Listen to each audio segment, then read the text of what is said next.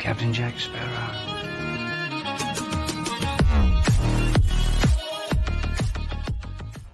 Hello everyone, welcome to efforts वो channel है जहाँ पे आपको बीएड से रिलेटेड सारा कंटेंट मिलता है इंग्लिश और हिंदी दोनों लैंग्वेजेस में। आज का वीडियो है बीएड थर्ड सेमेस्टर वाले बच्चों के लिए। आप लोगों का पहला पेपर है edu BEd 110 principles and methods of teaching, जिसके 4 यूनिट्स हमने पहले ही कवर कर लिए हैं और इसका सिर्फ एक लास्ट यूनिट बचा हुआ था, unit 5, that is teaching as profession, जिसे कि हम आज पढ़ने जा रहे हैं। इस पेपर के बाकी यूनिट्स का वीडियो आपको चैनल पे मिल जाएगा। बीएड थर्ड सेमेस्टर नाम की प्लेलिस्ट है जिसका लिंक मैं आपको डिस्क्रिप्शन बॉक्स में दे दूँगी। बिफोर स्टार्टिंग दिस वीडियो मुझे कुछ ज़रूरी बात करनी है आपसे। पहले तो देखिए, थर्ड सेमेस्टर में जितने भी बच्चे हैं आपको ये पता होगा कि इसमें आपके टोटल 3 पेपर हैं, एडू बीएड 110, 111 और 112, जिसमें से 110 के 4 यूनिट्स हम पढ़ चुके हैं, 5वां यूनिट आज पढ़ेंगे, तो ये वाला पेपर पूरा फिनिश हो जाएगा। उसके बाद है एडू बीएड 111, जो कि आपकी इंटर्नशिप होती है। इसमें आपको कोई पेपर नहीं लिखना है, आपको दूसरे स्कूल में जाकर इंटर्नशिप करनी होती है। और लास्ट पेपर आता है आपका एडू बीएड 112, जो कि है pedagogy of teaching school subjects. अब आप लोगों को ये चीज़ पहले ही बता दी गई होगी कि कई अलग अलग ग्रुप्स होते हैं और उसमें से आपको 2 सब्जेक्ट्स चूज़ करने होते हैं। सो आई वांटेड टू नो कि मैं इस वीडियो के बाद अपना नेक्स्ट वीडियो कौन से सब्जेक्ट पे बनाऊं। So kindly do let me know in the comment box कि मैं नेक्स्ट वीडियो कौन से सब्जेक्ट पे बनाऊं। आप अपना सब्जेक्ट मुझे कमेंट बॉक्स में लिख के बता सकते हैं। अगर आपने हिस्ट्री सिविक्स चूज़ किया है या आपने अगर इंग्लिश चूज़ किया है, हिंदी चूज़ किया है, anything. So now let's start the video. आज के इस वीडियो में हम इन टॉपिक्स को कवर करने वाले हैं। बहुत ही शॉर्ट एंड सिंपल टॉपिक्स हैं, वीडियो भी शॉर्ट होने वाली है अगर मैं फालतू की बातें ना करूँ बीच में तो। पहला टॉपिक तो हम पढ़ेंगे concept of teaching profession, qualities of a good teacher, professional growth of teachers, professional commitment and ethics, action research, concept, need, importance and steps. So let's start the video with our first topic without wasting further time. Concept of teaching profession, शिक्षण पेशे की अवधारणा, यानी शिक्षण होता क्या है। The teaching profession is defined as a specialized career centered on educating students through structured instruction, guidance, and mentorship. It requires formal qualification, adherence to ethical codes, and mastery of both subject matter and teaching methods. अब देखिए, आप जिस profession में हैं उस profession की definition तो आपको पता होनी चाहिए। तो बेसिकली शिक्षण हम उस पेशे को कहते हैं जो कि छात्रों को शिक्षित करने पर केंद्रित होता है।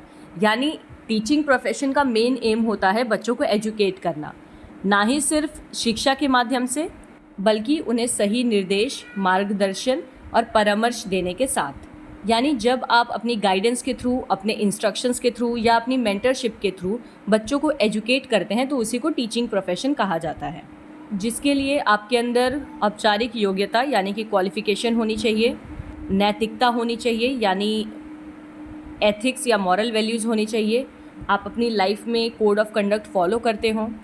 उसके साथ ही सबसे ज़्यादा ज़रूरी, ना ही सिर्फ अपने विषय पर बल्कि शिक्षण विधियों पर भी आपकी पकड़ बहुत मजबूत होनी चाहिए। यानी कि आपको सब्जेक्ट नॉलेज तो हो ही, बट आपको ये भी पता हो how to deliver a topic और a chapter in a good way, effective way. यानी आपको पढ़ाना भी आना चाहिए। देखिए, ज्ञान सबके पास होता है, नॉलेज सबके पास होती है, but not everyone is good at delivering the knowledge. बहुत कम लोग ऐसे होते हैं जो अपनी बात दूसरों को समझा पाते हैं। आपको दुनिया भर का ज्ञान है लेकिन आप एक छोटी सी चीज़ भी एक बच्चे को नहीं समझा पा रहे हैं, तो you are not a good teacher then. तो चलिए अब हम कुछ कैरेक्टरिस्टिक्स देख लेते हैं। A noble calling, teaching is more than just a job, it is a profession dedicated to nurturing minds, building character and guiding the next generation toward a bright future. एक महान आह्वान, शिक्षण सिर्फ एक नौकरी नहीं है, इसके माध्यम से हम बच्चों के मस्तिष्क को पोषण देते हैं, उनके चरित्र का निर्माण करते हैं और अगली आने वाली पीढ़ी को उज्जवल भविष्य की ओर ले जाते हैं। That is why teaching is known as the noble profession. Knowledge sharing, at its core it involves simplifying complex ideas, introducing new concepts and helping students develop critical thinking and practical skills for life. ज्ञान साझा करना, मूल रूप से देखा जाए तो शिक्षा के माध्यम से हम किसी भी तरह के जटिल विचारों को सरल बनाने की कोशिश करते हैं, नई अवधारणाओं को बच्चों के सामने पेश करते हैं और छात्रों को एक सरल जीवन व्यतीत करने के लिए जो भी महत्वपूर्ण सोच और व्यवहारिक कौशल है उसे विकसित करने में मदद करते हैं। इन शॉर्ट अगर कहा जाए तो जितने भी कॉम्प्लेक्स टर्म्स हैं जो बच्चों को समझ नहीं आते, जितने भी न्यू कंसेप्ट्स हैं जो बच्चों ने पहले कभी नहीं सुने होते, या उनकी लाइफ में काम आने वाली जितने भी प्रैक्टिकल स्किल्स हैं, ये सब कुछ टीचिंग के माध्यम से हम बच्चों को सिखाते हैं।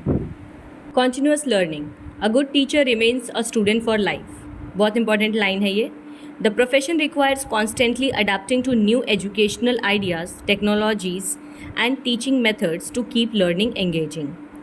शिक्षण के पेशे का एक बहुत ही महत्वपूर्ण भाग है सीखना। एक अच्छा शिक्षक जीवन भर एक अच्छा छात्र बना रहता है, यानी वो सीखना कभी नहीं छोड़ता। वो ये कभी नहीं मानता है कि उसे सब कुछ आता है। हमेशा अपने शिक्षण को आकर्षक बनाए रखने के लिए वो निरंतर प्रयास करता रहता है, निरंतर नई चीज़ों को सीखता रहता है, प्रौद्योगिकियों को अपनाता है।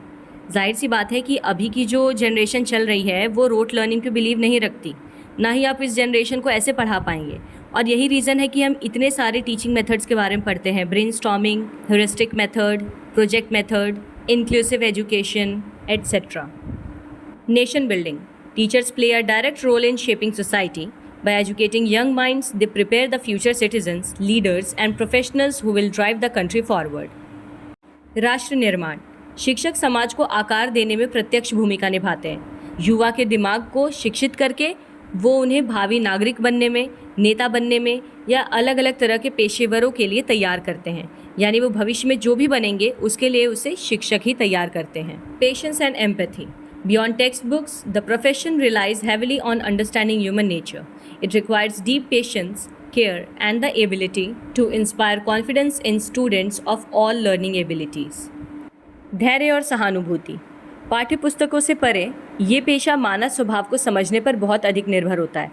आप देखिए हम कितना ज़्यादा चाइल्ड साइकोलॉजी पे फोकस करते हैं ताकि हम बच्चे के व्यवहार को अच्छी तरह से समझ पाएँ, जिसके लिए हमें खुद बहुत ज़्यादा धैर्यवान बनना होता है, बहुत ज़्यादा ध्यान से बच्चों की देखभाल करनी होती है। इसके अलावा उनके अंदर आत्मविश्वास समय समय पर जगाना पड़ता है। स्पेसिफिकली टीचिंग प्रोफेशन में पेशेंस इज़ द की। चलिए अब हम जान लेते हैं qualities of a good teacher, एक अच्छे शिक्षक के गुण। बहुत ही अच्छा टॉपिक है ये और इस पर क्वेश्चन हमेशा आता है। अ good teacher does much more than just teach lessons, they help students grow.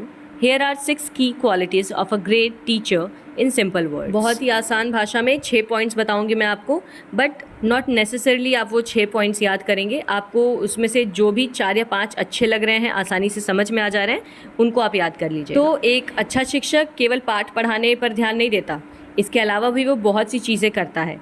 वो छात्र को आगे बढ़ने में मदद करता है। चलिए जानते हैं कैसे।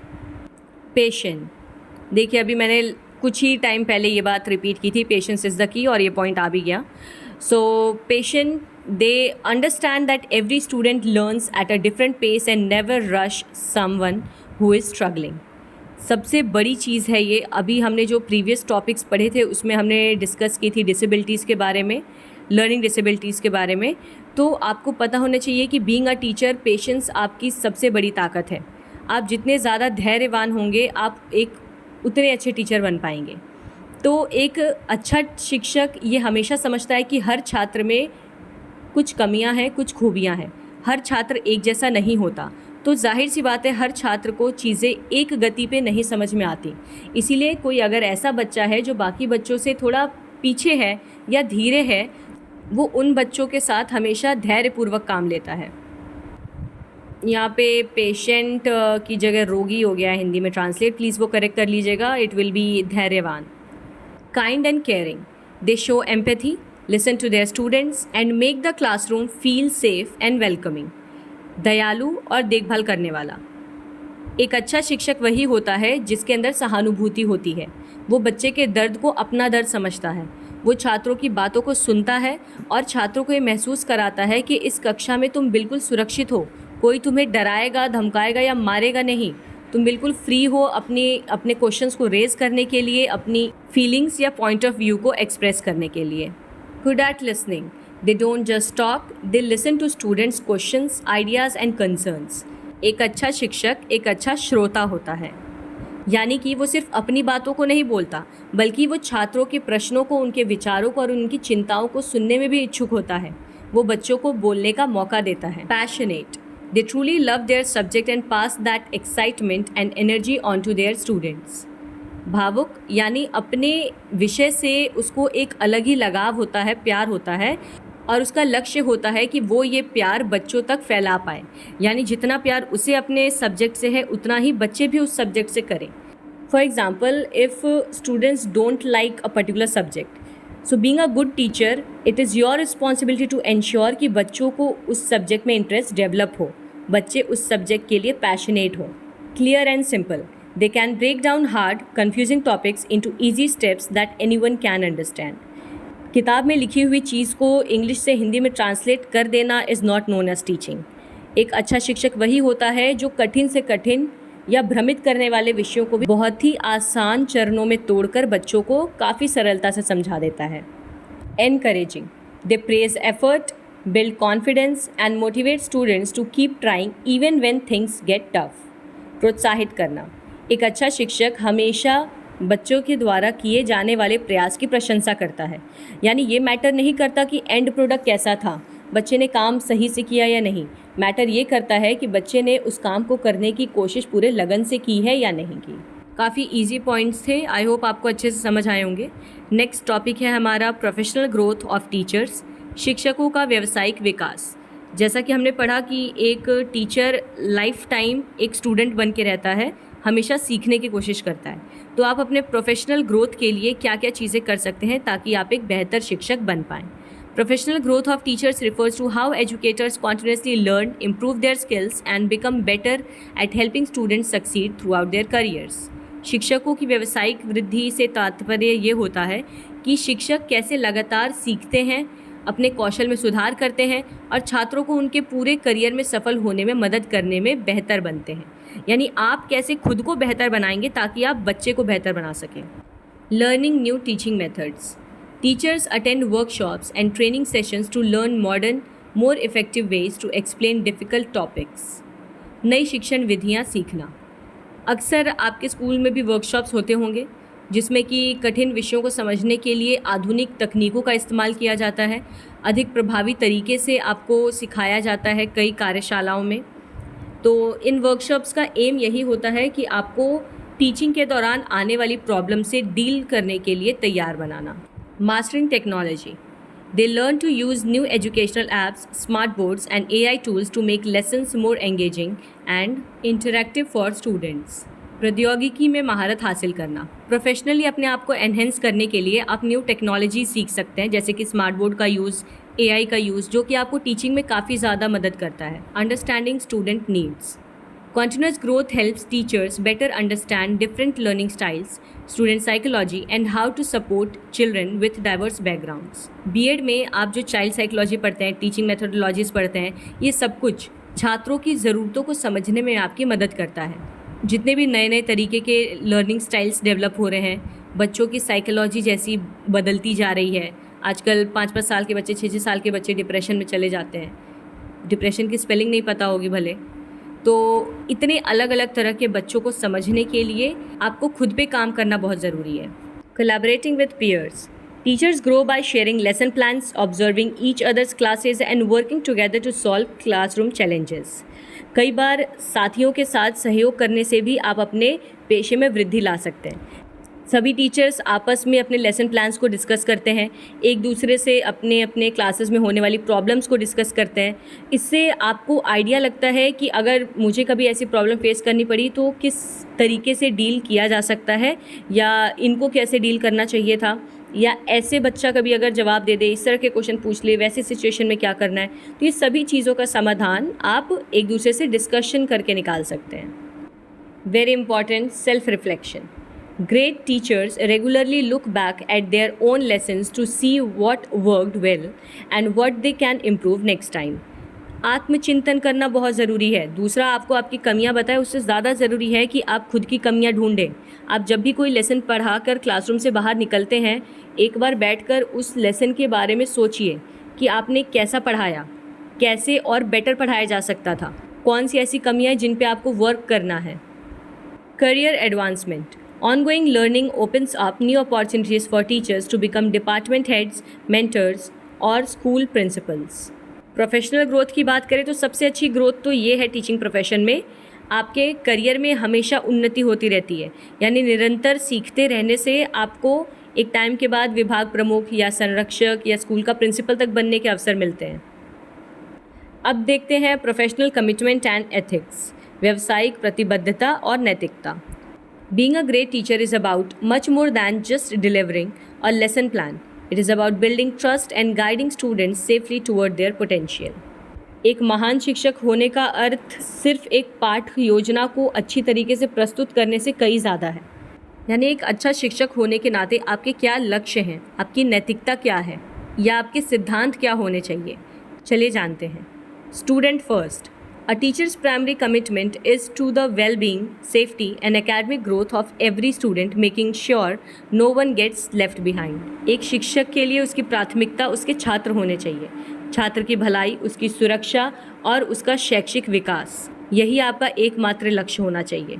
और इस लक्ष्य में ये नहीं कि जो तेज़ बच्चा है आप सिर्फ उसकी ग्रोथ के बारे में सोच रहे हैं, बल्कि कमज़ोर से कमज़ोर बच्चा अगर वो आपका स्टूडेंट है, आपको उसको भी बाकी बच्चों के साथ लेकर आगे बढ़ना है, आप उसे पीछे नहीं छोड़ सकते। Fairness and equality.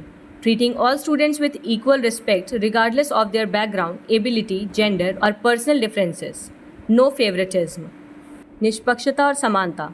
इसका मतलब ये है कि आपको ये भूल जाना है कि कौन सा बच्चा किस बैकग्राउंड का है, किस जेंडर का है, क्या उसकी क्षमताएं हैं, क्या उसकी कमियां हैं। सब कुछ भूलते हुए आपको हर बच्चे को एक जैसा देखना है, सबके साथ एक जैसा व्यवहार करना है, कोई पक्षपात नहीं। आपका कोई फेवरेट स्टूडेंट नहीं होना चाहिए क्लास में। अगर कोई वीक बच्चा भी है तो वो भी आपको उतना ही प्यारा होना चाहिए जितना कि टॉपर बच्चा है। Professional boundaries. Maintaining a healthy, respectful and appropriate relationship with students, parents and colleagues at all times. व्यावसायिक सीमाएँ। देखिए, बाकी प्रोफेशन में तो आप भले बाउंड्रीज़ का ध्यान रखें चाहे ना रखें, बट टीचिंग प्रोफेशन में बहुत ज़रूरी है कि आप अपनी बाउंड्रीज़ को समझें और दूसरों को भी समझाएं। यानी अगर आप शिक्षक हैं तो आपका रिश्ता आपके छात्र के साथ शिक्षक जैसा ही होना चाहिए। Don't try to be friends, don't cross that boundary, just maintain your dignity. आपका जो पेरेंट्स हैं उनके साथ भी वैसा ही व्यवहार हो जैसा कि होना चाहिए। साथ ही आपके कलीग्स के साथ भी आप एक प्रोफेशनलिज्म मेंटेन करें। Lifelong learning. Committing to continuous self improvement by updating their own knowledge, teaching methods and skills to give student the best possible education. आजीवन सीखना। यानी छात्रों को सर्वोत्तम संभव शिक्षा देने के लिए आप स्वयं को हमेशा ज्ञान से लैस रखें। यानी आप हमेशा नए ज्ञान को अर्जित करते रहें, नई नई चीज़ों को सीखते रहें, नए शिक्षण विधियों को जानते रहें, इंक्लूसिव एजुकेशन के बारे में समझें, NEP को समझें, ताकि आप बच्चे को बहुत ही बेटर एजुकेशन दे पाएँ। इसके लिए आपको पूरी ज़िंदगी कुछ ना कुछ सीखते रहना होगा। Honesty and integrity.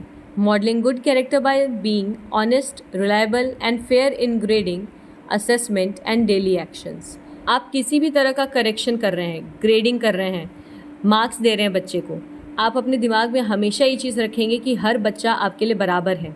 किसी भी बच्चे को उसका नाम देखकर, उसके किए गए हरकतों को दिमाग में रखकर आप फ्रस्ट्रेशन नहीं निकाल सकते उसके मार्क्स पे। हमेशा आपको एक ऑनेस्टी और इंटीग्रिटी मेंटेन रखनी है। इंटीग्रिटी का मतलब तो होता है doing what is right even if no one is noticing. मतलब अगर कोई हमें देख रहा है तब सही काम करना कोई बड़ी बात नहीं है। बड़ी बात तब है कि जब आपको पता हो कि आपको कोई नहीं देख रहा है और तब भी आप सही रास्ता ही चुनते हैं। That is known as integrity. Confidentiality. Protecting the privacy of students and their families by keeping sensitive personal or academic information secure and shared only with authorized school staff. सबसे महत्वपूर्ण नैतिकता आपकी ये है एक अच्छा टीचर होने के नाते कि आप किसी भी संवेदनशील मुद्दे को अपने तक रखें या उसे गोपनीय रखें। मतलब अगर बच्चा अपनी कोई पर्सनल प्रॉब्लम, अपना कोई फैमिली इशू आपसे शेयर करता है तो आप उसको स्टाफ रूम में डिस्कस करके तमाशा ना बनाएं। आप उसकी बातों को वैल्यू दें और सिर्फ अपने तक सीमित रखें। और अब हमारा लास्ट टॉपिक है एक्शन रिसर्च, यानी क्रियात्मक अनुसंधान। बहुत इंपॉर्टेंट टॉपिक है ये। चलिए इसका कंसेप्ट जानते हैं पहले। Action research is a practical approach to solving problems. Instead of an outside researcher studying a situation, it is done by practitioners like teachers, managers, or community workers within their own workplace to improve how they do things. Think of it as learning by doing. क्रियात्मक अनुसंधान समस्याओं को सुलझाने का एक व्यवहारिक दृष्टिकोण है। इसमें किसी बाहरी शोधकर्ता के द्वारा किसी स्थिति का अध्ययन करने के बजाय अपने ही कार्यस्थल के भीतर अभ्यासकर्ताओं जैसे कि शिक्षक, प्रबंधक या फिर सामुदायिक कार्यकर्ता इनके द्वारा किया जाता है ताकि वे काम करने के तरीके में सुधार कर सकें। इसे आप करके सीखने के रूप में सोचें। नहीं समझ में आया ना? आसान भाषा में समझाती हूँ। सबसे इम्पोर्टेंटली आप ये याद रखिएगा कि एक्शन रिसर्च का कंसेप्ट सबसे पहली बार कर्ट लेविन ने लाया था, KURTLEWIN। अब यूजुअली बाकी ऑब्जर्वेशंस में या रिसर्चेस में क्या होता है कि आप बीइंग अ प्रैक्टिशनर प्रैक्टिस कर रहे होते हैं, आपने जो कुछ भी सीखा है उसे आप इम्प्लीमेंट करके देखते हैं और कोई दूसरा आपको ऑब्जर्व करता है, आपकी कमियों को बताता है और फिर आप उस पर वर्क करते हैं। लेकिन एक्शन रिसर्च में आपको किसी दूसरे ऑब्जर्वर की ज़रूरत नहीं होती। बीइंग द प्रैक्टिशनर आप खुद से ही खुद का आकलन करते हैं। ये एक साइक्लिक मेथड है और इसका इस्तेमाल प्रॉब्लम सॉल्विंग के लिए किया जाता है, यानी किसी भी परेशानी को सॉल्व करने का एक बहुत ही सिंपल सा तरीका है जो कर्ट लेविन ने बताया। अभी हम एक्शन रिसर्च के स्टेप्स समझेंगे और इसे आप अपनी पर्सनल लाइफ में भी इम्प्लीमेंट कर सकते हैं। Action research is a cycle of identifying a problem, taking action to fix it and then checking to see if it worked. It is reflective, continuous, and highly practical. Its main goal is not just to generate theoretical knowledge, but to find immediate solutions to real-world issues.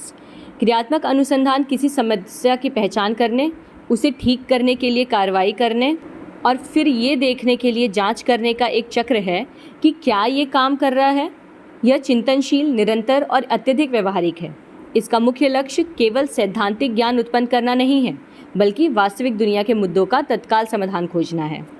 Action research की जो पूरी प्रक्रिया है उसमें हम basically सबसे पहले problem को ढूंढते हैं। मतलब पहले हम प्रॉब्लम डिफाइन करते हैं कि आखिर परेशानी है क्या।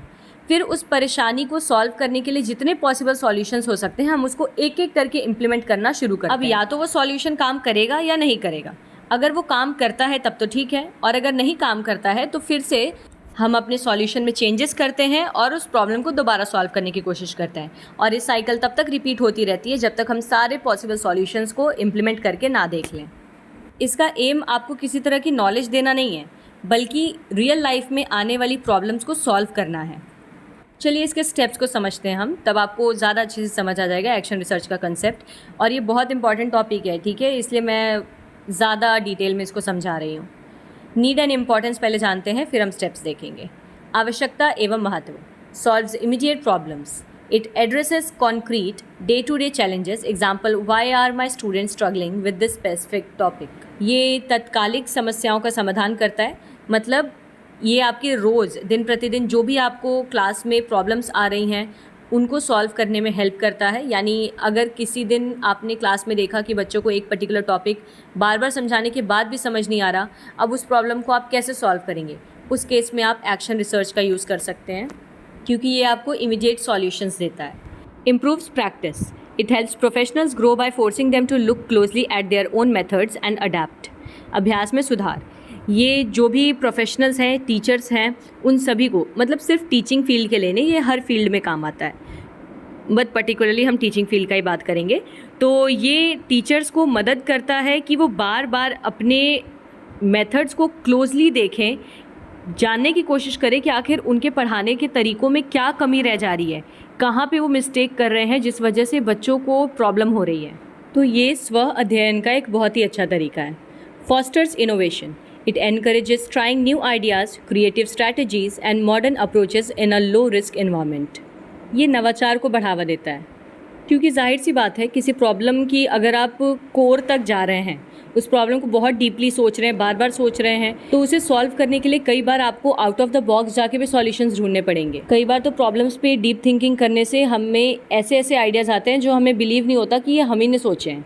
तो ये काफ़ी ज़्यादा क्रिएटिव स्ट्रैटेजीज़ या न्यू आइडियाज़ को जन्म देता है। Empowers practitioners.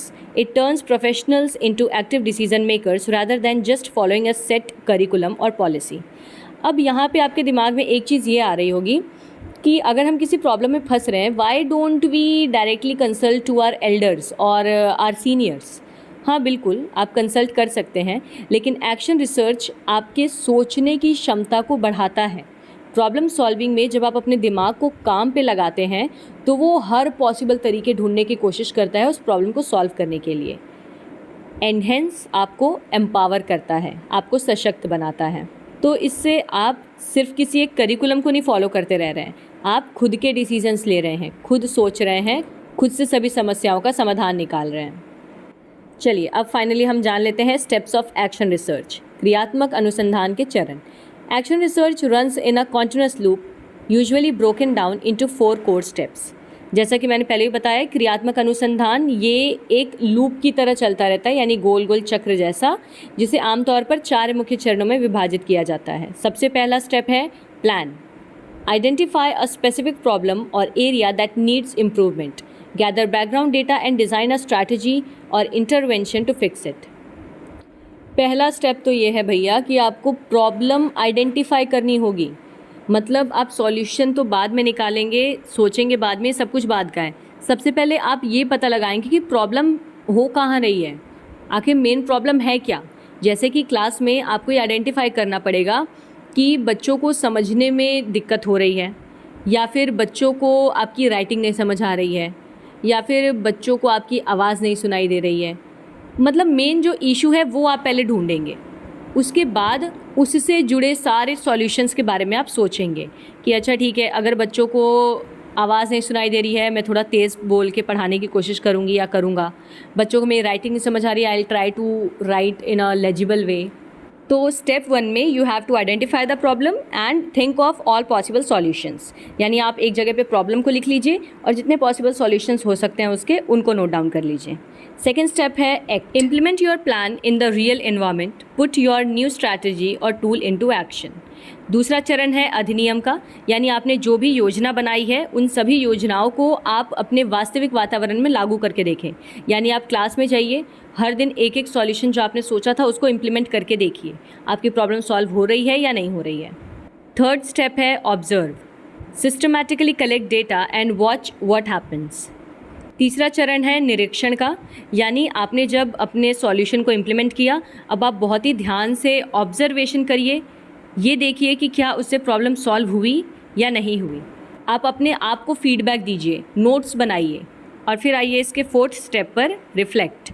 Analyse your observations, did the plan work, what needs to change.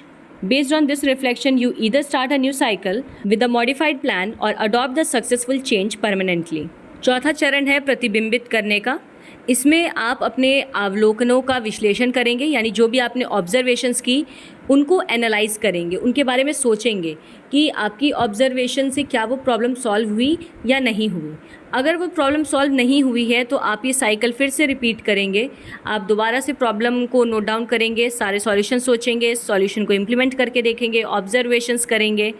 और अगर आपका पहले बार में ही वो सॉल्यूशन काम कर गया तो आप उसी सॉल्यूशन को अडॉप्ट कर लेंगे। यानी जब भी आपको इस तरह की प्रॉब्लम किसी क्लास में फेस होगी या फेस करनी पड़ेगी तो आप सेम सॉल्यूशन इम्प्लीमेंट करेंगे। The action research Mantra: plan, act, observe, reflect, PAOR. If the problem isn't fully solved, the cycle simply begins again with the insights you just gained. यानी इसका simple सा मंत्र ये है, पहले योजना बनाएं, फिर अधिनियम करें, फिर उसका निरीक्षण करें और फिर प्रतिबिंबित करें। अगर समाधान नहीं निकल पाया तो फिर से ये चक्र दोहराएं। So that is it for this video. और प्लीज़ आप मुझे कमेंट में बताना मत भूलिएगा कि आपको नेक्स्ट वीडियो कौन से सब्जेक्ट का चाहिए, ताकि मैं जल्द से जल्द उस सब्जेक्ट पे बनाना शुरू कर दूँ वीडियो। और like if you really liked it, share because sharing is caring, and subscribe it because it's absolutely free. मिलते हैं अब अगले वीडियो में, तब तक के लिए take care and bye bye.